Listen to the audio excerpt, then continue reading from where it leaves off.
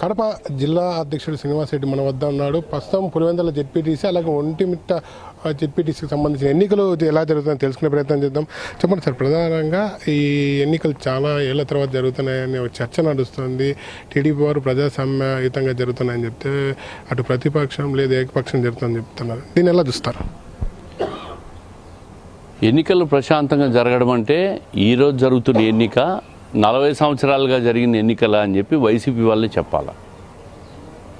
ప్రశాంతంగా ఈరోజు మాకు ఓటు హక్కు వచ్చిందని చెప్పి పులివెందుల రూరల్ జెడ్పీటీసీ ప్రాంత ప్రజలందరూ స్వచ్ఛందంగా పోయి ఓటేస్తూ ఉంటే అధికార దుర్వినియోగం అని చెప్పి తెలుగుదేశం పార్టీ మీద ప్రభుత్వం మీద బురద జల్లే ప్రయత్నం చేస్తూ ఉంటారు.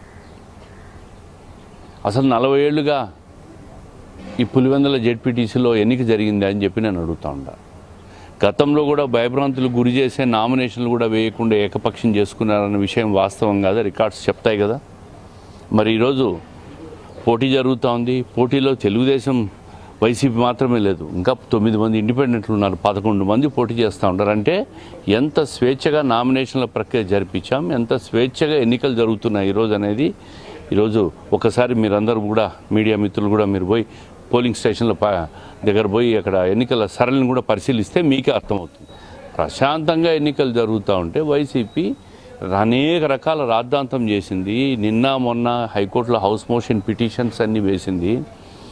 ఎన్నికలు ఓట్లు ఇక్కడి మార్చినారు, ఓట్లు తీసేశారని చెప్పి వాళ్ళు వేసిన ప్రతి హౌస్ మోషన్ పిటిషన్ను కూడా హైకోర్టు డిస్మిస్ చేసింది.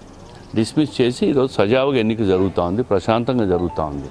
దానికి వైసీపీ వాళ్ళు పులివెందుల్లో మేము ఓడిపోతున్నామని చెప్పి భయపడి ఆ ఓటమిని అంగీకరించలేక తెలుగుదేశం పార్టీ అధికార దుర్వినియోగం చేస్తూ ఉంది, ప్రభుత్వాన్ని వాడుకుంటుంది, పోలీసులతో చేసుకుంటా ఉందని చెప్పి మాట్లాడుతూ ఉంటారు.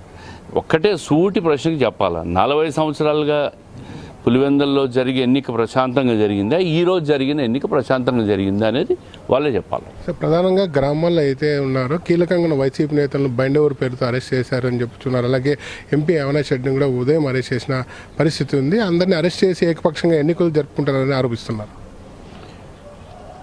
నిన్న మొన్న కొన్ని కేసుల్లో జరిగిన సంఘటనలో పోలీసులు చట్టపరంగా చర్యలు తీసుకున్నారు. దాని మీద కూడా వాళ్ళు హౌస్ మోషన్ పిటిషన్లు వేసినారు అరెస్టు చేయొద్దని. హైకోర్టులో కూడా వాళ్ళకి రిలీఫ్ రాలే. ఎవరైతే ఘర్షణలో పాల్గొన్నారో వాళ్ళు మాత్రమే ఎన్నికల్లో అరెస్ట్ చేసినారు.